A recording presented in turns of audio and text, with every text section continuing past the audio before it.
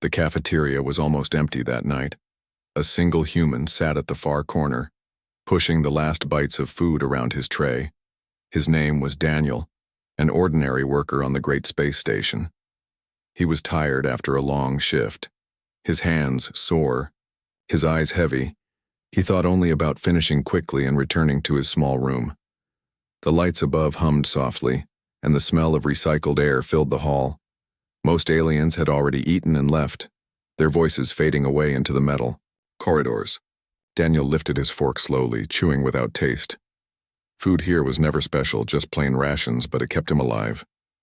He sighed, thinking he might not even finish the last portion. He pushed the tray slightly aside, ready to throw the leftovers. That was the moment he heard a soft sound behind him. It was not a sound of footsteps, but a whisper, trembling like dry leaves. Can we have your leftovers? Daniel froze. He turned his head slowly. Two figures stood in the shadow of the doorway, small and thin. They were not human. They were alien girls, their bodies fragile, their faces pale. Their clothes were torn, old and dirty. Their eyes shone, in the dim light, large, round, filled with hunger and fear. Daniel blinked, unable to speak for a second. He had seen many alien races on the station, but never like this. These girls looked broken, like flowers growing in darkness. The taller one lowered her head in shame. The smaller one clutched her arm, trembling. Both stared at the tray Daniel was about to throw away. The cafeteria was silent except for the hum of the machines. Daniel's heart beat faster. Why would alien children be begging in a place ruled by so many powerful species? He looked around, but no one else paid attention. A few workers in the distance glanced at the scene, then laughed quietly. One of them whispered to his friend, "Look, the human is about to feed the trash." Daniel felt heat rise in his face, anger mixing with confusion. The taller girl whispered again, almost like a plea. "We are sorry, please, we are just so hungry." Daniel studied them. Their arms were thin as sticks, their cheeks hollow. They had not eaten for days, he realized. Still, they asked with such shame, as if they were not worthy even of scraps. For a moment, Daniel's hand froze above the tray. He thought about the rules. He thought about the warnings. Do not waste rations on strays. He remembered the guards, the harsh punishments. He thought about his own hunger too, for his ration was not much. But then he looked into the eyes of the smaller girl. They were bright with tears, but also with hope. She was too young to hide her pain. She looked at him the way a drowning person looks at a rope. Something inside Daniel cracked. Slowly, he pulled the tray closer to himself. He broke the bread in half. The girls gasped softly, not believing. Daniel slid the pieces toward them, pushing the tray across the table. "Take it," he said quietly. His voice shook, but his heart was firm. The girls stepped closer, afraid but desperate. The taller one took the bread with trembling hands. The smaller one reached for the spoon and scooped the last of the stew. They ate quickly, yet carefully, as if afraid someone would snatch it back. Tears rolled down their faces as they chewed. It was not just food, it was hope. Daniel watched, feeling a strange weight on his chest. He had never seen such raw hunger, such silent suffering. A group of aliens at the far table began to mutter. One sneered, "Humans are weak, always feeding, the useless." Another laughed, "Better to let them starve, less mouths to feed." Daniel clenched his fists but stayed quiet. He only kept watching the girls. They finished every crumb, licking the spoon like it was treasure. When at last they looked up, their eyes were shining. The smaller girl whispered, "Thank you," her voice breaking. The taller one bowed her head deeply. Daniel nodded, though he had no words. He only knew one thing. This was not right, children. Even alien children should not have to beg for scraps. But deep inside, a warning voice echoed in his mind. By helping them, he might bring trouble on himself. By showing kindness, he might become a target. Yet another voice rose louder in his heart. He could not turn away. Not now. Not ever. Daniel leaned forward, his eyes searching theirs. "What are your names?" he asked. The taller girl hesitated, then whispered, "Lyra." The smaller one, holding her sister's hand tightly, whispered, "Sana." Their names were soft, fragile, but they carried stories Daniel did not yet know. In that quiet cafeteria, Daniel felt something shift. He had given them food, but what he saw in their eyes was greater. He saw trust. He saw need. He saw a bond forming, and he felt a strange fear of what this act of kindness might bring. He did not yet know that this single moment, this choice to feed two starving alien girls, would change everything: his life, their fate, and maybe the future of both species. The cafeteria lights flickered, the laughter of the others faded into the background, and in that silence, Daniel realized this was only the beginning. The next day, Daniel returned to the cafeteria. He told himself it was just another meal, nothing more. Yet deep inside he knew he was looking for them, for the two alien girls with hollow eyes and trembling hands, and they were there, sitting in the corner, quiet as shadows. Lyra held her sister close, while Sana's eyes wandered to the trays of food. They looked weaker than before, as if the single meal last night had only reminded their bodies of what true hunger felt like. Daniel carried his tray to them, ignoring the whispers from others. Some laughed, some rolled their eyes. "Look, the human feeds his pets again," one alien worker sneered. Another shook his head. "Humans are fools, kindness makes them weak." But Daniel sat down anyway, placing the tray between himself and the girls. Their faces lit up, though they tried to hide it. Daniel slid half of his portion toward them. "Eat," he said simply. Lyra hesitated, guilt in her eyes. "We cannot keep taking your food," she whispered. But Sana had already grabbed a piece, chewing fast, her small face glowing with relief. Daniel smiled faintly, shaking his head. "You need it more than I do," he answered. The girls ate slowly this time, not rushing like before. They seemed to trust that he would not take it back for a few moments. The sound of their chewing was the only sound around them. Daniel studied them carefully. Their clothes were thin, almost falling apart. Their hair was tangled, their skin too pale. He realized something terrible. No one on this station cared about them. They were invisible, forgotten, ghosts in the middle of a crowded place. When they finished, Lyra wiped her sister's mouth with the edge of her sleeve. Then she looked up at Daniel, her voice small but steady. "Why are you helping us? No one else does." Daniel did not answer right away. How could he explain that he did not see aliens or humans, only two children? At last, he said softly, "Because you are hungry." Sana smiled for the first time, her teeth small and uneven. It was the kind of smile that broke hearts, a smile that said she had forgotten what kindness felt like. Lyra, however, lowered her gaze, her voice shaking. "Others tell us we are useless, weak, better off gone." Her hands tightened on the edge of the table. "They say we take resources, that no one needs us." Daniel felt anger burn in his chest. How could anyone look at these children and see only waste? He wanted to speak, to argue, but he stopped himself. The truth was clear. The station was full of powerful species. In their eyes, the weak had no place. Compassion was a foreign word. And now, he was the only one standing against that cruel order. He leaned closer, lowering his voice. "You are not useless," he told them. "You are alive, and that is enough." Lyra's eyes glistened, her lips trembling. No one had ever said that to her, not once. But their small moment of warmth did not go unnoticed. A group of older aliens at the far table began muttering louder. One pointed, "See how the human wastes his share feeding trash." Another spat on the floor. "If they cannot feed themselves, let them starve." Their voices carried across the room. Daniel clenched his fists, but he stayed silent. He knew that fighting now would only draw more attention. Still, something inside him hardened. He would not stop, not after what he had seen, Not after watching the girl's eyes fill with light for the first time. He would keep feeding them, no matter the cost. That night, as he walked back to his small room, he kept thinking about them, Lyra, protective and cautious, hiding her fear behind a steady voice. Sana, younger, innocent, quick to smile at the smallest kindness. They were not just hungry bodies, they were lives waiting to be saved.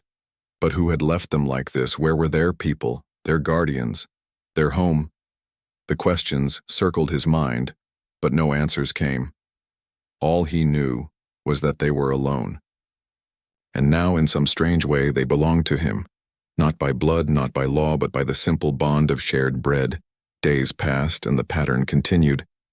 Every evening, Daniel shared his food. Every evening, the girls waited for him, eyes bright with both hope and fear. Rumors spread through the station like smoke. The human feeds strays, the workers mocked. Some called him weak. Others laughed in his face, but Daniel ignored them. He kept walking to that same corner. He kept sliding his tray across the table. He kept choosing kindness over cruelty. Yet with each act, the weight grew heavier. He knew the station guards would notice soon. He knew someone would report him. Kindness here was dangerous, and danger was coming closer every day. That night, as the cafeteria lights dimmed and the girls leaned against each other with full stomachs, Daniel stared at them in silence. Something told him their story was far darker than hunger. Something told him this was only the first layer of their pain. He did not know it yet. But feeding them once had tied his fate to theirs. And in the cold heart of the station, among laughter and cruelty, Daniel had lit a small fire, a fire that others wanted to stamp out, but a fire that refused to die. The space station never slept. Lights flickered in every corridor. Machines hummed. Doors hissed open and shut.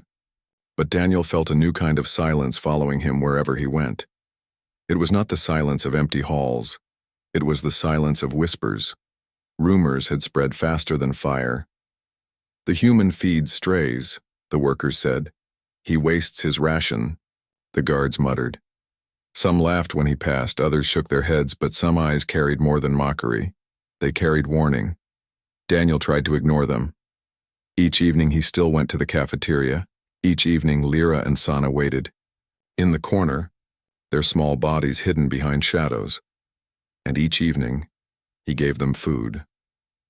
But the whispers were no longer just whispers. Now, he could feel suspicion growing like cold smoke. That night, as the girls ate quietly, Daniel lowered his voice. "Tell me," he said, "where is your family?" The question made Lyra's hand freeze mid-bite. Sana's spoon clattered against the bowl. The two sisters exchanged a look, a silent language of pain. Finally, Lyra spoke, her voice sharp at first, then breaking. "We had a homeworld once," she said. "It is gone now, burned in war." Daniel listened, every word sinking into his chest. "Our people fled," Lyra continued, "but not all were taken, not all were welcomed." Her eyes grew distant, filled with memory. "We were too young, too weak, so they left us behind." Her hands trembled, but her voice held. "We came, here with others, but soon no one wanted us."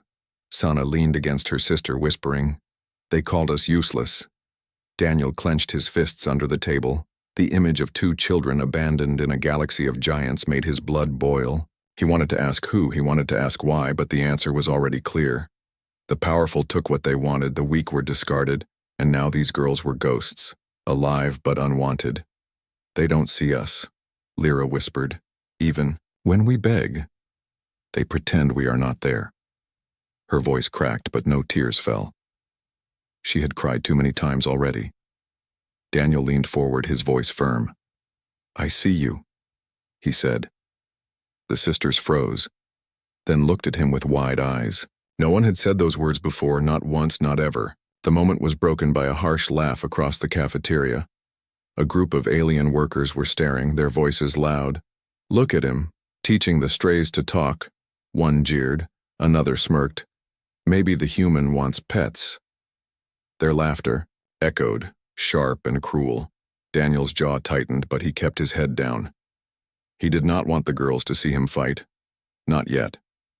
When the cafeteria emptied, Daniel walked the sisters toward a quieter hall. The station was a maze of steel, full of dark corners and humming vents. He glanced around, making sure no guards followed. Then he stopped, facing them. "You cannot stay hungry forever," he said. "You need more than scraps." Lyra shook her head quickly, fear flashing in her eyes. "If we take too much, they will punish us." "Who?" Daniel asked sharply. "The guards, the council, the ones who control food," Lyra whispered. "They say weak mouths should close, not eat." The words struck Daniel like a knife. He had always known the station was strict, but he had never seen its cruelty so bare. He thought of his own ration, small but steady. He thought of the girls, starving in silence, and he made a choice.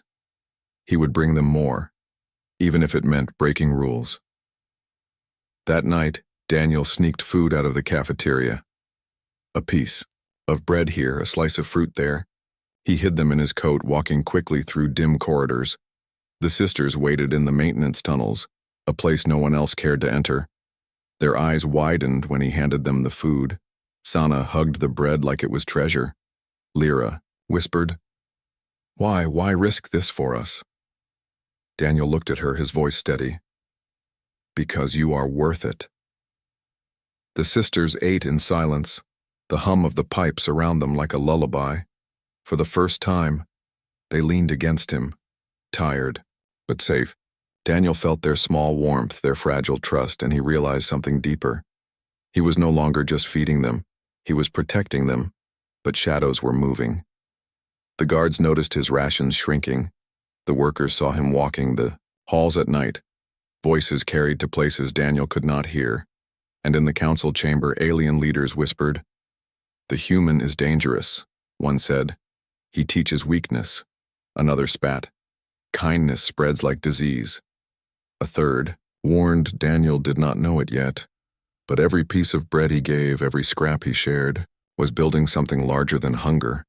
It was building defiance, and the shadows of the station had started to watch. As he lay in his small bed that night, Daniel closed his eyes. He saw Lyra's steady face, Sana's innocent smile. He thought he had given them hope. But in truth, they had given him something too. They had given him purpose. And that purpose would not let him rest. Because he knew the station would not forgive kindness, and danger was coming closer with every breath. The station's rules grew tighter with every passing day. Daniel felt it the moment he stepped into the cafeteria. Guards stood near the food counters now, scanning trays and counting portions. The air was heavy with suspicion, as if kindness itself had become a crime. But Daniel could not stop. Each night he carried something hidden. A piece of bread, a small fruit, a packet of dried meal. And each night, Lyra and Sana waited for him in the tunnels, their eyes always searching the shadows before they smiled at him. They trusted him, but fear never left their faces. That evening, Daniel sat with them in a forgotten corner of the cafeteria. The sisters ate quietly, heads bowed low. Daniel watched them, wondering how two children had survived so long in this world of cold steel. He felt both pride and worry. Pride because they were strong enough to endure, worry because they could not endure forever. Sana tugged his sleeve, whispering, "Brother, are you not hungry?" Daniel smiled faintly, pushing the rest of his portion toward her. "I ate enough," he said, though his stomach ached with emptiness. Lyra's eyes narrowed. She saw through his lie, but she said nothing. Her silence carried more weight than words.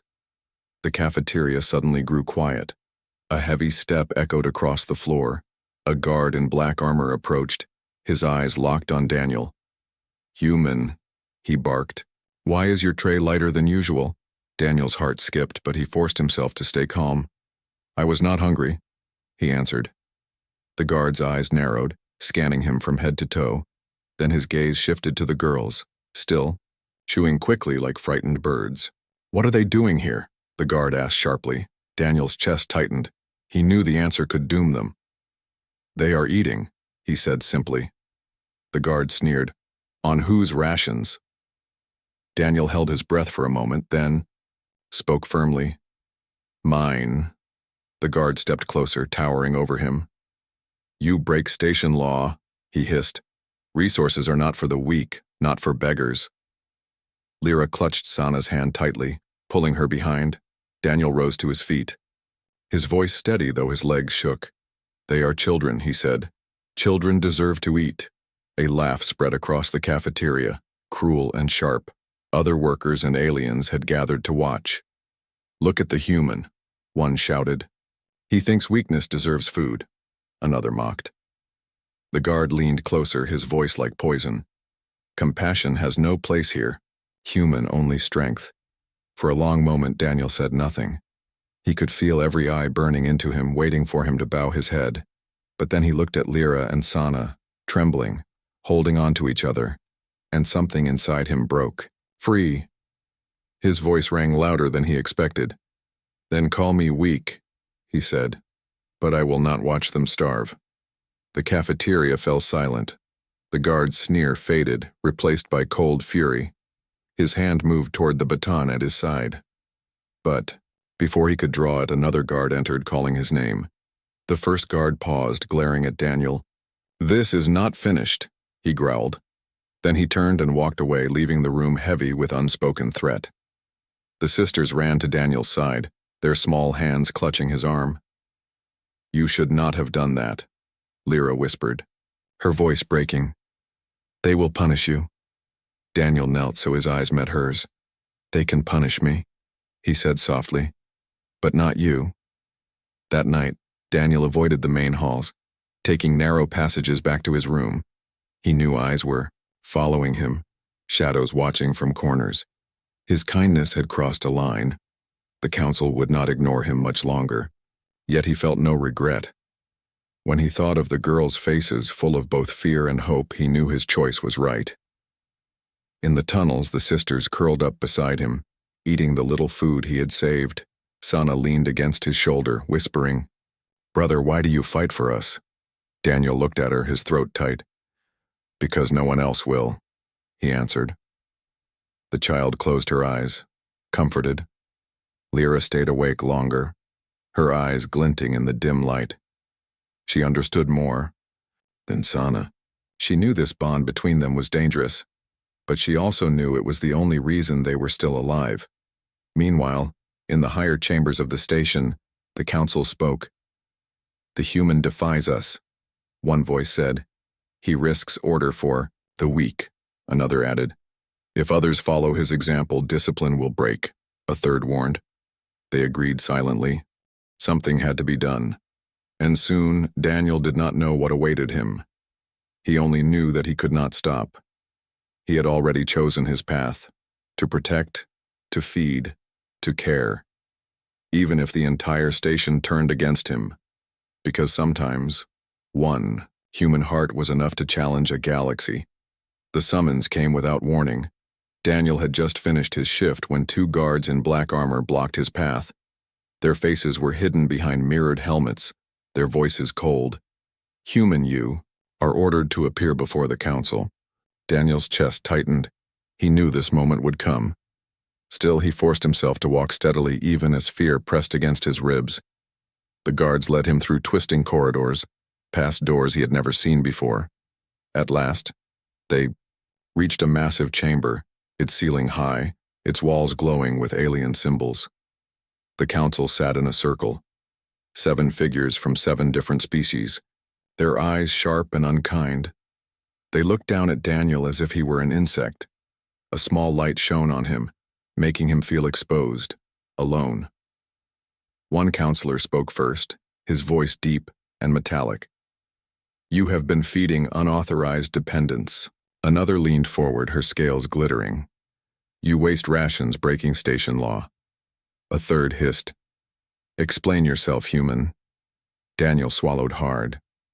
He thought of lying, thought of excuses, but then he saw Lyra and Sana in his mind. He remembered their small hands clutching his sleeve, their voices whispering thanks. So he stood tall, his voice steady. I fed them because they were starving. A murmur swept through the chamber. The counselors exchanged looks, some mocking, some disgusted. Starving is natural for the weak, one sneered. Only the strong earn food, another added. Daniel clenched his fists, anger burning through his fear. Children should not starve, he said firmly. Not human children, not alien children. Laughter echoed across the chamber, cruel and sharp. Naive words, one counselor spat. You humans cling to weakness, another sneered. But Daniel did not bow his head. He met their gazes one by one, his voice rising. Kindness is not weakness, it is strength. For a moment, silence filled the hall. The words hung in the air, heavier than steel. Some counselors shifted uncomfortably, but others leaned forward. With fury, you dare lecture us, one hissed. You dare question law, another thundered. Daniel's voice shook, but he did not stop. Law without mercy is cruelty, he said. If your order demands that children starve, then your order is wrong. The chamber erupted in noise. Shouts of anger, voices overlapping. The guards stepped forward, ready to drag him away. But one counselor raised a hand, calling for silence. This one was older, his eyes darker, his voice calm but cold. Human, he said slowly. Your words are dangerous. They may inspire others, and order cannot allow that. Daniel stood frozen, the weight of his defiance pressing down on him. But even as fear tried to choke him, he remembered Sana's smile, Lyra's strength. He could not take his words back. He would not. The council whispered among themselves, voices sharp and low. Finally, the elder counselor spoke again. You will be watched, he declared. One more act of defiance and punishment will follow. His words rang with finality, but Daniel heard something else beneath them. A warning, a threat, and perhaps even fear. The guards dragged him from the chamber, shoving him back into the cold halls. His body shook, but his heart burned brighter. Than ever he had spoken the truth, and though the council hated it, they had heard it. That was enough for now. Back in the tunnels, Lyra and Sana ran to him, their faces pale, their eyes wide with worry. We heard whispers, Lyra said. They said you were taken, Sana cried, clinging to his arm. Daniel knelt and pulled them close. I am here, he whispered. They tried to silence me, but I spoke. Lyra's eyes filled with tears, but her voice was fierce. They will hurt you because of us. Daniel shook his head. They may try, but I will not stop. You are worth the risk. The sisters held him tighter. For them, his words were not just comfort. They were life itself. They had been told all their lives that they were worthless, weak, forgotten. But this human, this strange, stubborn human, saw them differently, and that truth gave them strength. Outside the tunnels, the station's whispers grew louder. The human defies the council, workers muttered. He says kindness is strength, others repeated. Some laughed, but some listened quietly. And, for the first time, an idea flickered in the hearts of the forgotten. Perhaps weakness was not weakness after all. Perhaps mercy could be power. Daniel did not know it yet, but his words had planted a seed that would grow in secret, a seed the council feared more than rebellion. For rebellion used weapons, but Daniel had used something greater. He had used compassion, and in the cold heart of the station, compassion was the most dangerous weapon of all. The food crisis began quietly. At first, it was only a rumor in the lower halls. Some shipments were delayed, some storage rooms locked. But soon the truth became impossible to hide. The station was running short on supplies. The cafeteria grew restless. Workers shoved each other in line. Guards shouted orders. Trays grew lighter, portions smaller. The strong pushed forward. The weak were shoved aside. No one cared who ate, only that they themselves survived. Daniel felt the change immediately. He saw it in the sisters' faces. Lyra's eyes darted nervously at every sound. Sana clutched his arm tighter each night, afraid of the crowd. Food had always been scarce for them, but now it was vanishing altogether. That evening, Daniel stood in line like always. But when he reached the counter, the server handed him only half a portion. "No more," the alien said bluntly. Daniel stared at the tray. It was barely enough. For one, let alone three. He carried it to the corner where Lyra and Sana waited. They saw the tray and their faces fell. Still, they said nothing, their silence heavier than words. Daniel pushed the food toward them. "Eat," he said softly. They hesitated, knowing it was all he had. But hunger won, and they ate slowly, sharing each bite. Daniel leaned back, his stomach empty. He watched the chaos around him. Aliens snarled at each other. Some fought over crumbs.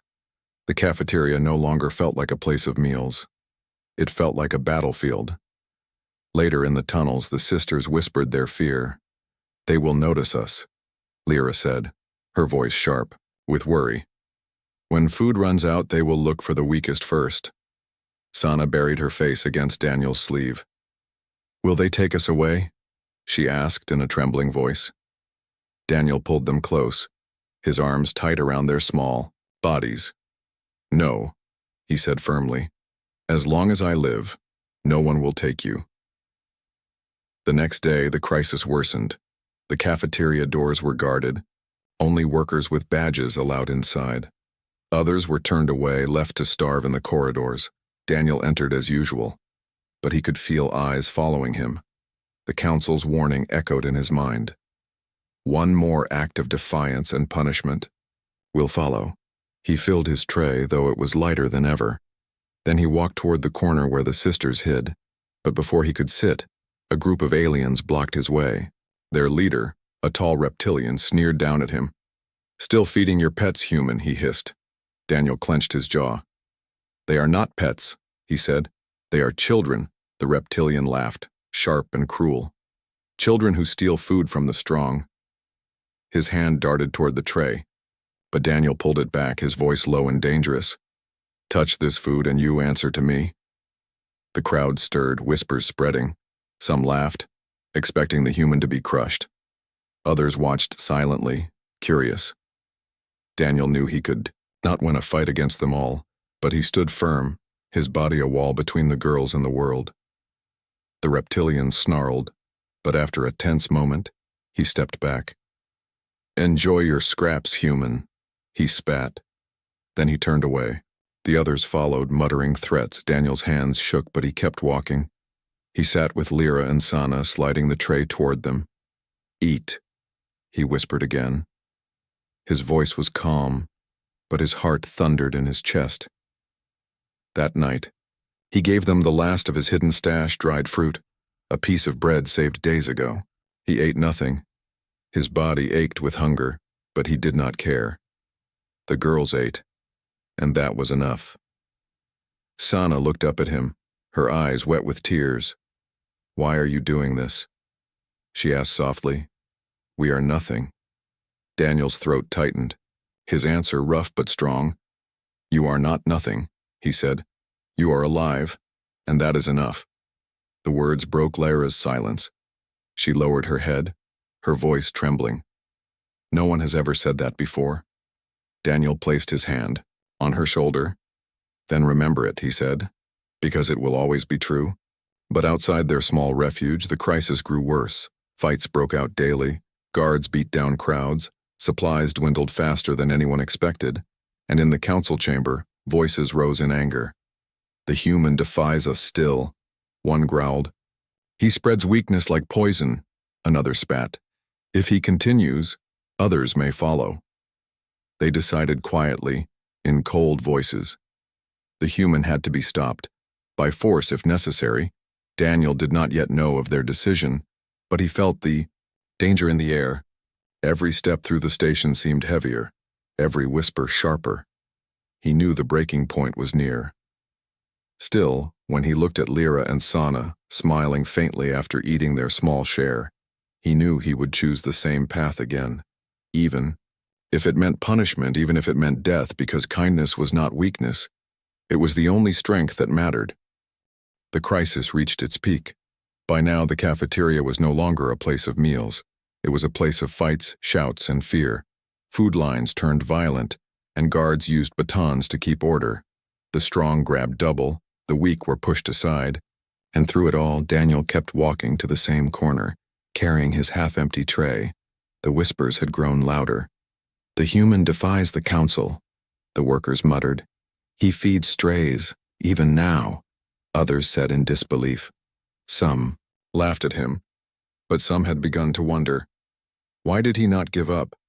Why did he keep protecting the weakest when everyone else had turned cruel?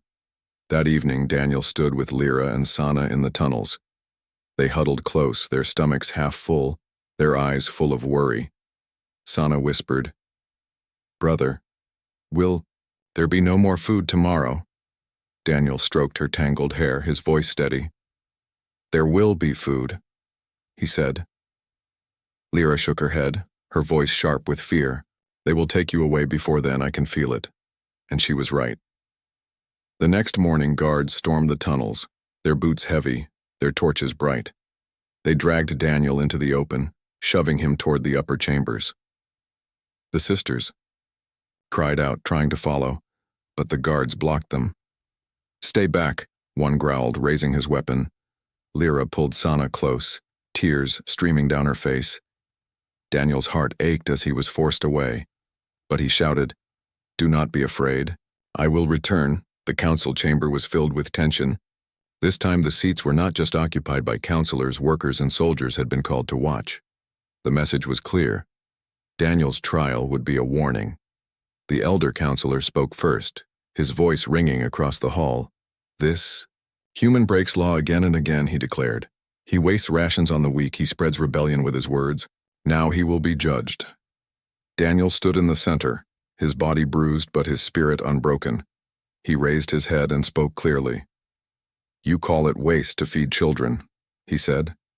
"You call it rebellion to show mercy. Then, I will waste and I will rebel because mercy is not weakness."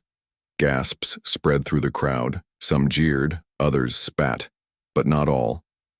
Among the workers, a few faces turned thoughtful. Among the guards, one lowered his baton, uncertain. The counselors shifted in their seats, their anger sharpening. One slammed a fist against the table. "Silence him before his poison spreads." But before the guards could move, a voice rose from the back. It was small, trembling, but clear. "No." All eyes turned. Lyra and Sana stood at the edge of the chamber, their thin bodies shaking, but their eyes burned bright. "He did not poison us," Lyra cried. "He saved us." The hall fell silent. Sana's voice followed, breaking yet strong. "We were nothing, hungry, forgotten." She said, "No one cared if we lived or died until him. He gave us food, but more than that, he gave us hope." The sisters stepped forward, their hands clutching each other. Every step was heavy, but they did not stop. The crowd shifted uneasily. Murmurs spreading, Daniel's heart swelled with pride and fear all at once. He wanted to protect them, yet he knew their words carried a power, even his did not. The elder counselor tried to shout them down. "Silence, or you will be removed." But the voices in the crowd grew louder.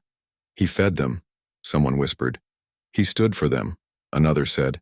And for the first time, the cruel laughter was weaker than the quiet truth.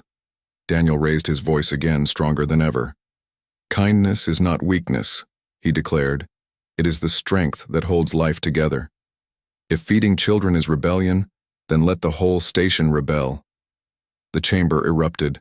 Some shouted in fury, but others cheered. For the first time, hope spread openly, not just in whispers. The guards hesitated, torn between orders and conscience. The counselors pounded their fists, but the tide had already turned. Lyra and Sana ran to Daniel, throwing their arms around him, their voices trembling but filled with truth. "You did not just feed our stomachs," Sana whispered. "You fed our hearts," Lyra finished. Daniel held them close, tears burning his eyes. In that moment, he understood. This was no longer just about 3 lives. It was about something larger, something unstoppable.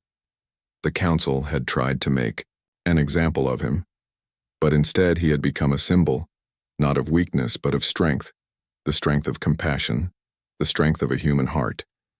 And though the battle was far from over, though danger still lingered in every shadow, one thing was certain. The galaxy would not forget the day one human stood against cruelty, the day one human chose kindness above law, the day two alien girls found not just food but a future. It was only the beginning of a story that would spread far beyond the station walls, the beginning of how one act of mercy could change the fate of worlds,